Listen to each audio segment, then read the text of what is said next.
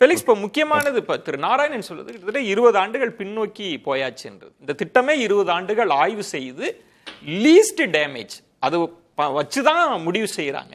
ஒரு க்ஷணத்துல ஒரு முடிவு எடுத்தாச்சு. பொருளாதார பாதிப்பு இதெல்லாம் எப்படி எதிர்கொள்ள போகுது அரசு? இல்லை, பொருளாதார பாதிப்பு ஏற்படுவதற்கான வாய்ப்புகள் ரொம்பவும் குறைவு. ஏன்னா நமக்கான தேவை 2045 ஆண்டு வரும்போது, 2035 45 ஆண்டு வரும்போது 45 மில்லியன் பேசஞ்சரை நம்ம இப்போ ஒரு வருஷத்துக்கு அந்த 45 மில்லியன் பேசஞ்சரை டிரான்ஸ்போர்ட் பண்ணக்கூடிய ஒரு ஏர்போர்ட் தேவை. இன்றைக்கு எந்த ஒரு இயற்கையையும் அழிக்காம, எந்த ஒரு நீர்நிலைகளையும் அழிக்காம, ஒரு சின்ன ஆல்ட்ரேஷன் பண்ணுவதன் மூலம், டெர்மினல் 3 அண்ட் டெர்மினல் 5 பண்ணுவதன் மூலம் 2045க்கு தேவையான எல்லா அந்த 55 மில்லியனா நம்ம மீனம்பாக்கத்திலே கொண்டு வந்துட முடியும். ஸோ எந்த விதத்திலையும் இது பொருளாதாரத்தை பாதிக்காது. ரொம்ப முக்கியமானது என்னன்னா, பரந்தூர் விமானத்தை அந்த விமான நிலையம் ரத்து செய்ததன் அடிப்படையில் கிட்டத்தட்ட 1300 ஏக்கர் நீர்நிலைகள் இன்னைக்கு நம்ம காப்பாற்றிருக்கோம். கிட்டத்தட்ட 2000 ஏக்கர் விளைநிலங்கள் காப்பாற்றப்பட்டிருக்கு. ஒரு 33,000 குடும்பங்கள் 33,000 ரெசிடென்ட் அவங்க டிஸ்பிளேஸ்மெண்ட் தடுக்கப்பட்டிருக்கு. இப்போ இன்று நம்ம ஒரு இந்த நவீன அரசால் ஏதாவது ஒரு நீர்நிலையை நம்மளால உருவாக்க முடியுமா? நீர் என்பது இன்னும், அதாவது ஒரு தொலைநோக்கு பார்வையில் எதிர்காலத்தின் மிகப்பெரிய பிரச்சனையாக நீர் இருக்க போகுது. அப்ப இருக்கிற நீர்நிலைகளை நம்ம காலி பண்ணிட்டு அதெல்லாம் கான்கிரீட் ஜங்கலா மாத்திட்டோம்னா நம்ம குடிநீருக்கு எங்க போவோம்? Least damage first damage. அதாவது இப்ப நீங்க நாளைக்கு இன்னொரு இதே பாதிப்பு. இதெல்லாம் 2-3 இடங்கள் ஆல்ரெடி சூப்பர்வைஸ் பண்ணப்பட்டு நிலம் அதுக்கான இடங்களும் பார்த்த பிறகுதான் இங்க வந்தாங்க. ஓகே, அதுல ஒண்ணு முக்கியமானது மாமண்டூர்ல 2100 ஏக்கர் ஆல்ரெடி கன்சாலிடேட் பண்ணப்பட்டிருக்கு.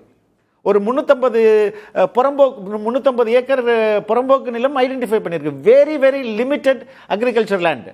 உங்களுக்கு இப்ப பரந்தூர் என்ன தொலைவோ கிட்டத்தட்ட அதே தொலைவு. உங்களுக்கு மெயின் ஜிஎஸ்டி ரோடு இருக்கு, பக்கத்திலே ரயில்வே ட்ராக் இருக்குது. உங்களோட இன்வெஸ்ட்மெண்ட் ரொம்ப பண்ண போற செலவுகள் ரொம்ப கம்மி. ஐடென்டிஃபை பண்ணி முன்னாடியே இப்ப இந்த அரசுல முன்னாடியே ஐடென்டிஃபை பண்ணப்பட்ட ஒரு ஊர். தாவேக அரசு அதான் பண்ணப்பட்ட ஊர் நான் சொல்றேன். அதுக்கு அடுத்து பன்னூர், அதுவும் இங்க இதுக்கு பக்கத்திலே இருக்கு. Very very less damage to அது மேக்ஸிமம் ட்ரை லேண்ட். அப்போ இங்க எது ரொம்ப முக்கியம்? விவசாயத்தையும் நீர்நிலைகள் மட்டுமே நீங்க எடுத்து பாருங்களேன். அது நீர்நிலைகளை நம்ம சென்னையில் எத்தனை நீர்நிலைகள் இருந்தது? எல்லாத்தையும் அழிச்சாச்சு. பள்ளிக்கரணை சதுப்பு நிலம் என்னாச்சு? அதுவும் அழிக்கப்பட்டு வருது. அப்போ தொடர்ச்சியா நம்ம ஒரு விஷன் இல்லாம எல்லாத்தையும் அழிச்சிட்டு வந்தோம்னா எப்படி நம்ம பண்ண முடியும்? ரெண்டாவது ரொம்ப முக்கியமானது, இந்த பரந்தூர் விமான நிலையத்திற்கு முக்கியமாக ஒப்புதல் வாங்க வேண்டியது என்வாயன்மெண்ட் கிளியரன்ஸ் வாங்கணும். அது வாங்கப்படவே இல்லை. ஏரோட்ராம்கிட்ட ஒரு லைசன்ஸ் வாங்கணும், வாங்கப்படவே இல்லை. அது இதெல்லாம் வாங்கின பிறகு அவங்கள்ட்ட ஒப்புதல் கிடைச்சிச்சா? இல்லை. அதற்கு முன்பே என்ன அவசரம்? நிலத்தை கையகப்படுத்துறதுக்கான தேவை என்ன இருக்கு? எங்க என்வாயன்மெண்டல் அசஸ்மெண்ட், என்வாயன்மெண்ட் மினிஸ்ட்ரி கிட்ட இருந்து கிளியரன்ஸ் வாங்குறது ரொம்ப ரொம்ப அவசியம். உங்களுக்கு பல ப்ராஜெக்ட்ஸுக்கு என்வாயன்மெண்ட் கிளியரன்ஸ் இல்லைன்னா நின்று போயிடும். ஏன்னா இன்னைக்கு மத்திய அரசும் சரி மாநில அரசும் சரி என்வாயன்மெண்ட்ல உலகம் முழுவதுமே என்வாயன்மெண்ட்டை ரொம்ப கிளியரா பார்த்துக்கிட்டு இருக்காங்கப்பா. அந்த அடிப்படை கிளியரன்ஸ் கூட வாங்காம உங்களை நிலம் கையகப்படுத்தி, அதுவும் ஐ திங்க் 35% to 40% தான் கையகப்படுத்திருக்காங்க. இவ்வளோ ஹரிபரி தேவை என்ன? இதெல்லாம் நீங்க கிளியரன்ஸ் வாங்கி, ஆக்சுவலி இந்த திட்டமே நீண்ட நாள் 45 தான் முடிக்கணும். நீண்ட நாள் ஆமா, 20 ஆண்டுகள். இதுல சரியாவே அவசரத்துல முடிவு பண்ணாங்க. ஏன் நீங்க கிளியரன்ஸ் வாங்காம, என்வாயன்மெண்ட் கிளியரன்ஸ் வாங்காம நீங்க ஒரு ப்ராஜெக்ட் ஸ்டார்ட் பண்ணுவீங்களா? நாளைக்கு என்வாயன்மெண்ட் கிளியரன்ஸ் நோன்ட்டாங்க, அப்ப நீங்க என்ன பண்ணுவீங்க? என்வாயன்மெண்ட் கிளியரன்ஸ்ன்றது ரொம்ப ரொம்ப எசென்ஷியல். இது மாதிரியான பெரிய ப்ராஜெக்ட்ஸ்க்கு என்வாயன்மெண்ட் கிளியரன்ஸ் எசென்ஷியல். அதை வாங்குறதுக்கு முன்னாடி நீங்க எதுக்குங்க இவ்வளோ அவசரப்படுறீங்க?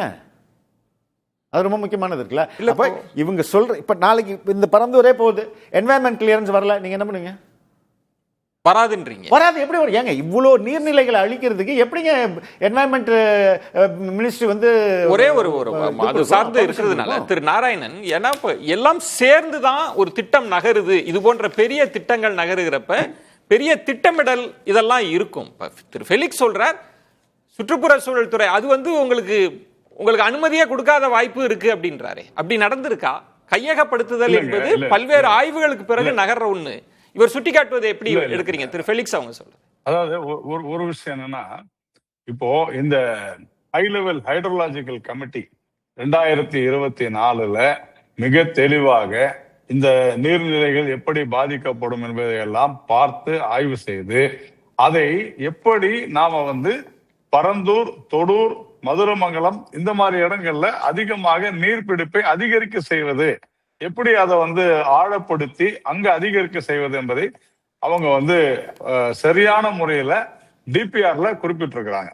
அதே மாதிரி கம்பன் கால்வாய் வழியாக அது வழியாக எப்படி சரி பண்ண முடியும்னு சொல்லி அதை ரீஅலைன் பண்ணி அங்க இருக்கக்கூடிய குளங்களுக்கு, அங்க இருக்கக்கூடிய ஏரிகளுக்கு எப்படி அதை கொண்டு போன நீரை அப்படின்றத தெளிவா சொல்லியிருக்காங்க. அதே மாதிரி alternative flood water drainage routes அதையும் வில் பி கிரியேட்டட்னு சொல்லியிருக்காங்க, அதாவது உருவாக்கப்படும் சொல்லியிருக்காங்க.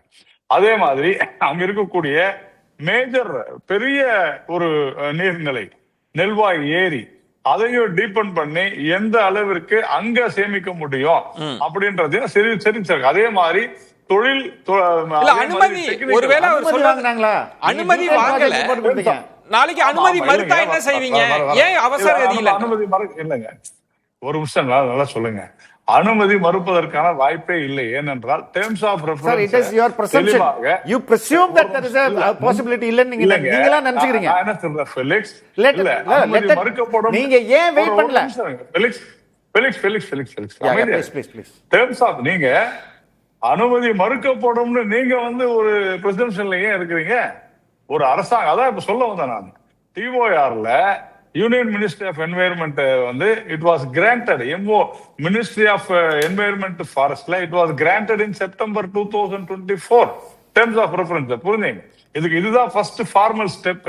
இத வாங்கியாச்சு, செப்டம்பர் 24 வாங்கியிருக்கிறாங்க. நீங்க வேணா பாருங்க, நான் உங்களுக்கு மாதத்தோட சொல்றேன்.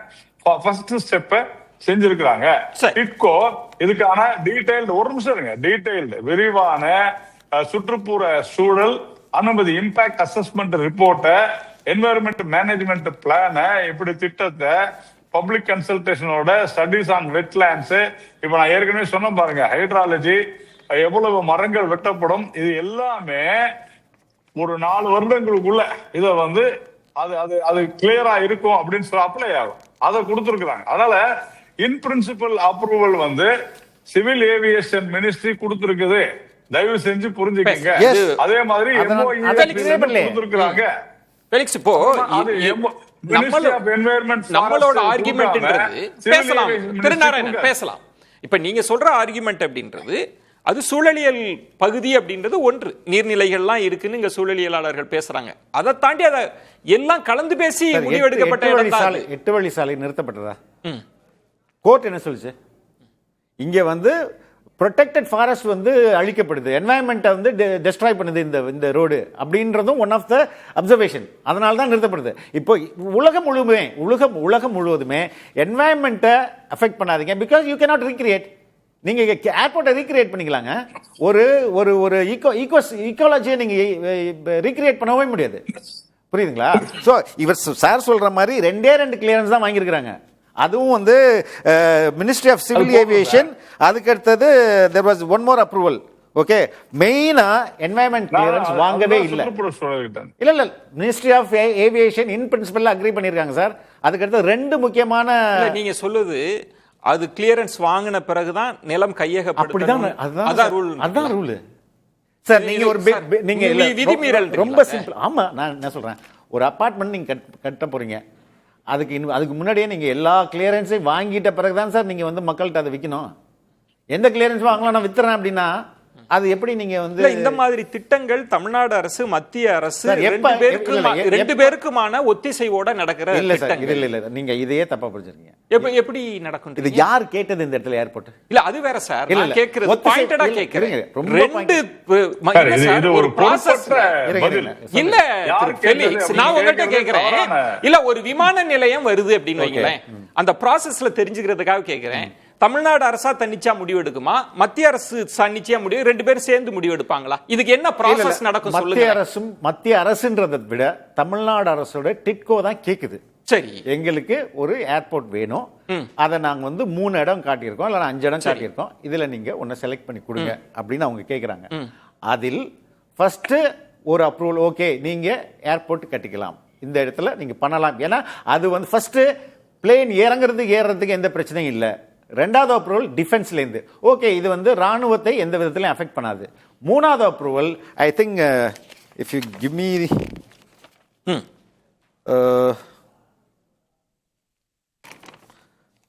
ஏரோட்ராம் அப்ரூவல், அது இவங்க வாங்கவே இல்லை. ஏரோட்ராம் கிட்ட இருந்து ஒரு அப்ரூவல் வாங்கணும், அது வாங்கல. என்வாயன்மெண்ட் கிளியரன்ஸ் சுத்தமா வாங்கல. இப்ப இது ரெண்டும் கீ காம்பனன்ட்ஸ். இதை வாங்காமலே இவங்க வந்து போறது எதுக்கு தேவை? அப்படி என்ன நெசசரி இருக்கு? தேவையில்லைன்றது இல்ல, அதெல்லாம் வாங்கிட்டு தான் நீங்க போயிருக்கணும் ஃபர்ஸ்ட் ஆஃப் ஆல். சரி, நம்ம ஏன்னா அதுக்குள்ள டெக்னிகாலிட்டிக்குள்ள இல்ல, ரொம்ப சிம்பிள் சார். நான் வந்து நம்ம ப்ரொசீஜரா பேசலாம். அது விஜயன் ஒரே ஒரு நிமிஷம். EIA நோட்டிபிகேஷன் 2006 இவங்களுடைய கூட்டணி கட்சி காங்கிரஸ் ஆட்சியில் இருந்த போது அந்த சட்டப்படி இந்த மாதிரியான ப்ராஜெக்ட்ஸுக்கு நிலங்கள் கையகப்படுத்துவதற்கு என்வாயர்மெண்டல் கிளியரன்ஸ் தேவையில்லை. இது வந்து காங்கிரஸ் கவர்மெண்ட்ல வந்ததுதான். சரி, நம்ம ப்ரொசீஜருக்குள்ளே வெல்லாம ஃபெலிக்ஸ், நம்ம ப்ரொசீஜரையே தாண்டியே பேசுவோம். இப்போ நீங்க மாற்று விமான நிலையம் அப்படின்றது எங்க சென்னை இல்ல. எப்படி நீங்க சென்னை இல்லன்னு சொல்றீங்க? இல்ல, நான் ஏதாவது அறிவிப்பு வந்துச்சா? ஏதாவது அறிவிப்பு வந்துச்சா? இல்ல, நான் கேக்குறது இல்ல வேற இடம் இருக்கான்னு கேக்குறேன். எப்படி அவர் டெஃபினட்டா சொல்றீங்க? இல்ல, நான் அதுதான் கேக்குறேன் ஃபெலிக்ஸ். நம்ம விவாதத்துக்காக பேச வேண்டாம் ஃபெலிக்ஸ். நான் ஒரே ஒரு விஷயம் நான் கேக்குறேன். இப்ப நீங்க மாமண்டூர்னு சொன்ன மாதிரி பலருமே பேசுறது நமக்கு என்ன, இப்ப நாராயணன் சொன்ன மாதிரி வேறு பகுதி இல்ல, எல்லாமே கண்டடைஞ்ச பிறகுதான். இப்ப நான் உங்கள்கிட்ட தெரிஞ்சுக்கிறதுக்காக கேக்குறேன், எந்த ஏதாவது உங்க அனுபவத்துல சொல்லுங்க, வேற எந்த இடம் இருக்குன்னு சொல்லுங்க. உங்களோட இமிடியேட் நீட் என்ன? நம்ம தமிழ்நாட்டோட இமிடியேட் தேவை என்ன சொல்லுங்க. விமான போக்குவரத்துல என்ன தேவை? 35 லட்சத்துல இருந்து 45 லட்சம் பேசஞ்சரை வந்து ஹேண்டில் பண்ணோம். இப்ப நீங்க இந்த பரந்தூர் விமான நிலையத்தை சொல்லி முடிச்சறேன், பேசஞ்சர் மையமா மட்டும் தான் வச்சு பேசுறீங்க சார். அதுதான் உண்மையான நீட், அதுதான் ரெக்கமெண்டேஷனே. நமக்கு எதற்காக இன்னொரு ஏர்போர்ட் தேவைப்படுது? நமக்கு அதற்கான அடிப்படை என்ன சார்? தொழில் வளர்ச்சின்றது ஒண்ணு இருக்குல்ல சார், அது எப்படி சார்? எப்படி பேசஞ்சரை வச்சு தொழில் வளர்ச்சி? கார்கோ இருங்க சார். இங்க நிசான் கார் ஃபேக்டரி இருக்குது, ஹுண்டாய் கார் ஃபேக்டரி இருக்கு, இன்னும் பல கார் ஃபேக்டரி இருக்குது. ஃளைட்ல ஏத்திட்டு போறாங்களா எப்படி? இல்ல, ஒரு புரிதல் பிழை. நான் கேக்குறதுக்கு பதில் சொல்லுங்க. நான் என்ன கேக்குறேன், வெரி சிம்பிள் क्वेश्चन. நான் ஒரே ஒரு விஷயம் கேக்குறேன், எதுல ஏத்திட்டு போறாங்க? இல்ல ஃபெலிக்ஸ், இப்ப நான் ஒரு விஷயம் சொல்றேன். இப்போ ஒரு பாலம் கட்டறாங்கன்னு வைங்களேன், அந்த பாலம் இல்லன்னா எல்லாரும் என்ன ஆகாயத்திலேயே போறாங்கன்ற கேட்க கூடாது. இல்ல சார், இருங்க, நான் ஒரு நிமிஷம் இருங்க சார். இப்ப சந்திரபாபு நாயுடு புதுசா ஒரு ஏர்போர்ட் கட்டுறாரு அப்படின்னா அந்த ஏர்போர்ட் இல்லாமலும் எல்லாம் நடந்துட்டு இருக்கும். ஆனா அடுத்த 10 ஆண்டுகளை தொலைநோக்கோடு சிந்தித்து அதை பேலன்ஸ் பண்றதுக்காக தான் இந்த முதல்ல இந்த பரந்தூர் விமான நிலையம் 20 வருஷத்துக்கு முன்னாடி எப்படி அவங்களோட தொலைநோக்கு திட்டம் இருந்ததுன்னு படிச்சா அதுலயே எல்லாமே இருக்கு. இப்ப நீங்க வேண்டவே வேண்டான்றீங்களா? இல்ல, நான் இப்ப கேட்கலாமா? கேளுங்க. காரை எப்படி ஏத்திட்டு போறாங்க? ஃளைட்ல ஏத்திட்டு போறாங்க சார். நான் கேக்குறது பதில் சொல்லுங்க சார். காரை எப்படி ஏத்திட்டு போறாங்க? கப்பல்லையா பிளேன்லையா? கப்பல்ல. போர்ட் இருக்குதா? ஆமா, ரைட். உங்களுக்கு ஒயிட் பாடி ஏர்கிராஃப்ட மேனுஃபேக்சரிங்கே ஸ்டாப் பண்ணிட்டாங்க.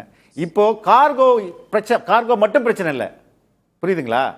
பேசஞ்சர் தான் மெயின் பிரச்சனை. அதுதான் சார் ஏர்போர்ட்டே சொல்றாங்க. இப்போ நீங்க ஒண்ணு இல்ல, திருச்சி ஏர்போர்ட்டை இனாகிரேட் பண்ணும்போது இருங்க சார், இருங்க, வெயிட்.